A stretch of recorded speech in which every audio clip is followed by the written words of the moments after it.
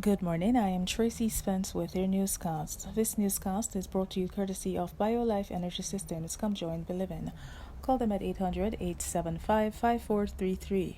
USA Credit Repair, the key to beautiful credit. You may call them at 800-786-1330. And Cruising with the Case Handler, a show on personal injury and immigration, weekdays 8:30 a.m., on Saturdays 7 p.m. and 12 noon on Sundays. Now for the news in details. Jamaica National Parenting Support Commission is urging parents to ensure their children adhere to the dress code for online classes.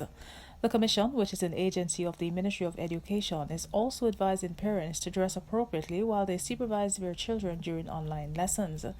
Casey Carr, Chief Executive Officer of the Commission, says parents and caregivers should be cognizant that online schooling is not limited to a single space, citing the possibility of any unfortunate exposure of children or even adults.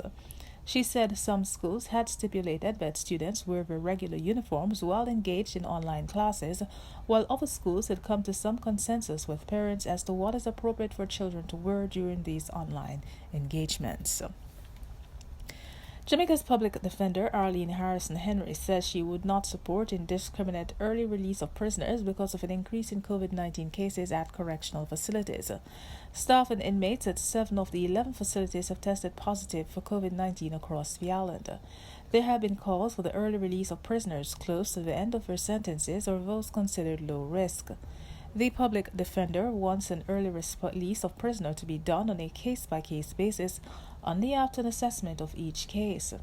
Mistress Harrison Henry told reporters she understands the risk of contracting COVID-19, which prisoners face, as well as concerns about overcrowding.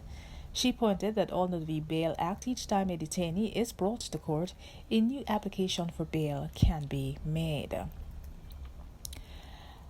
Meanwhile, the United States government, through the U.S. Agency for International Development, USAID, yesterday delivered the second tranche of emergency equipment to the Ministry of Health and Wellness towards Jamaica's response to the COVID-19 pandemic. The equipment is part of the U.S. $2 million in assistance USAID is providing to Jamaica to fight the crisis. The first handover of equipment was done back in June. The items delivered included 15 ICU beds, 14 satellite phones, 5 scanners, 40 port of entry banners, and 2,000 infection prevention and control posters. It was outlined that the equipment will bolster the government's COVID-19 emergency response and to directly aid activities that are vital for helping to flatten the curve. The support will also address risk communication through awareness raising of prevention measures and good hygiene practices, optimizing Jamaica's health system capacity to care for COVID-19 patients and to support coordination and logistics at the national and regional levels. In sports, Jamaican national striker Junior Flemings has been suspended for 6 games by the United Soccer League (USL) and has been fined an undisclosed amount for foul and abusive language stemming from the incident which took place on September 30 during a match between his team Phoenix Rising FC and San Diego Loyal. Flemings was accused of having issued a homophobic slur at Loyal player Colin Martin, which resulted in Loyal players forfeiting the game in protest.